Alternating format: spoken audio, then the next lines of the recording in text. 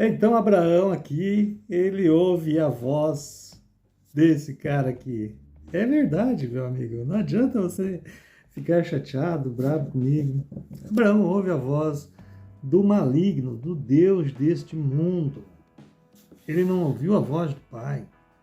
O verdadeiro Messias, ele deixou bem claro que ele veio em nome do Pai. Ele veio em nome do Pai. Ele veio falar as coisas do Pai, a vontade do Pai. Ele. E quem ama, ele ama o Pai. Quem vê ele, vê o Pai. Pelos frutos, a árvore é conhecida.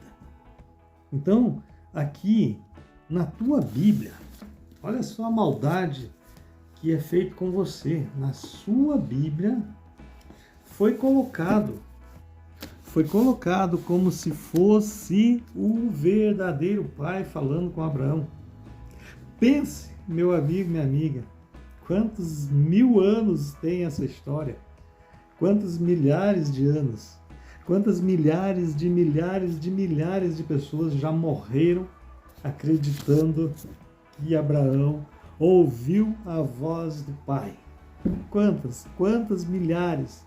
É claro que ao longo de cada período da vida, do tempo, o Pai ele levanta pessoas. Sim, o Pai levanta. Lá no Velho Testamento ele levantava profetas e inspirava esses homens. Esses homens oravam, buscavam, jejuavam e falavam das coisas do Pai, inspirados pelo Espírito do Pai. O Pai não fala. Ninguém, se você for num templo e alguém falar, Deus está falando aqui, não, é mentira, é mentira, é uma mentira deslavada para te enganar, te manter ali, porque você tem vontade de ouvir essas coisas. Querendo ou não, teus ouvidos coçam para ouvir isso. Mas de tempo em tempo o Pai levanta pessoas para falar da vontade dele, para testemunhar da vontade dele. Quem ouve, quem tem ouvidos para ouvir, ouve e é liberto. Quem não ouve, felizmente vai passar. O Pai não está preocupado com aqueles que não querem. Ele quer aqueles que querem ouvir e entender. É esses que ele quer, é esses. Então ele dá a oportunidade para todos nascerem neste mundo, para você, para mim, para qualquer pessoa nascer neste mundo. E qualquer pessoa que nasce neste mundo, nasce com um objetivo, com apenas um propósito, que é decidir se quer ficar com o Pai ou se quer viver nas trevas. Esse é o propósito principal. Só que o que acontece? As pessoas, elas são envolvidas pelos desejos do mundo. Esse cara aqui, ó, ele é o dono desse mundo, ele é o criador desse mundo, ele é o dono desse mundo, ele é o Deus desse mundo. Então ele automaticamente criou coisas que prendem as pessoas, coisas que vão prender as pessoas, os desejos do mundo. Então as pessoas de todo jeito vão ficar iludidas e vão esquecer o propósito, que é conhecer o Pai, a verdade, ser libertas e voltar para o reino. Simples assim. Mas ele cria esses desejos, essas tentações do mundo para manter as pessoas cativas. E quem tem assim aquele interesse espiritual, ele criou a religião. Aí ele criou a religião e ele mantém as pessoas na religião. Sempre houve religião. Sempre houve. E aqui é onde Abraão morava antes de sair com seu pai, já existiam as religiões. Nimrod, ele tinha os seus deuses.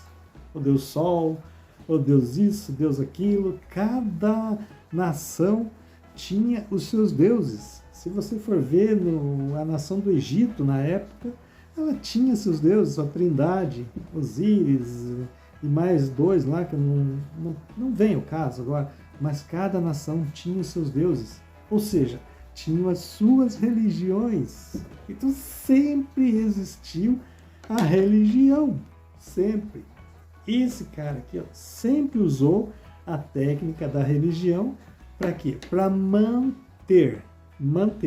Porque ele esse cara aqui, ele não é onipotente, ele não é onisciente, ele não é onipresente, ele não pode estar em 2, 3 lugares, ele não pode ouvir uma coisa aqui e outra lá ao mesmo tempo, igual o Pai. Ele não é. Então o que ele faz? Ele domina uma nação, ali ele cria um Deus para aquela nação, uma imagem, um ídolo. E aquela nação passava a cultivar aquele Deus. Um exemplo, os filisteus. Os filisteus tinham Dagon, Deus Dagon. E assim, cada nação tinha o seu Deus. E essas nações iam às guerras com os seus deuses. Abraão, ele não aceitava isso. Ele não adorava isso, porque isso ia contra os seus parâmetros, né, de fé. Então, agora, ele mesmo vai se revelar a Abraão. E ele vai ser chamado de o Deus vivo. O Deus vivo. Abraão automaticamente, ouvindo essa voz, e infelizmente, qualquer pessoa que ouvisse, talvez cairia. Se não for um selado, você vai cair na armadilha dele. Uma pessoa que é selada hoje na verdade do Pai, do Criador, não cai mais. Já está livre, liberto. Não está mais debaixo do domínio desse cara aqui. Mas uma pessoa que é só marcada, que é marcada por ele, essa pessoa vai cair a qualquer momento. Se ele falar, se ele falar com a pessoa assim como falou com Abraão. E Abraão automaticamente aceitou. E saiu daquele local que ele estava, com a sua família, com Sara, com Ló, com servos e servas. Tinha bastante escravos, Abraão tinha escravos. Você vai ver o decorrer das passagens. E ele saiu assim, ouvindo, assim Abraão partiu. Como aqui na minha Bíblia, é uma Bíblia que eu tinha ainda quando eu ia na Torá, quando eu era escravo da Torá. Enganado pela Torá. Então aqui ele está Yud Rei Vav Rei, que é aquelas letras hebraicas, né? Mas isso aqui é só bobagem, não acrescenta mais nada à minha vida.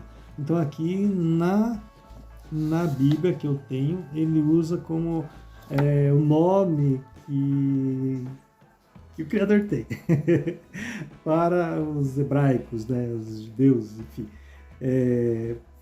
Então, que é o nome que eles acreditam que é o do Pai. Mas não é, ninguém sabe o nome do Pai.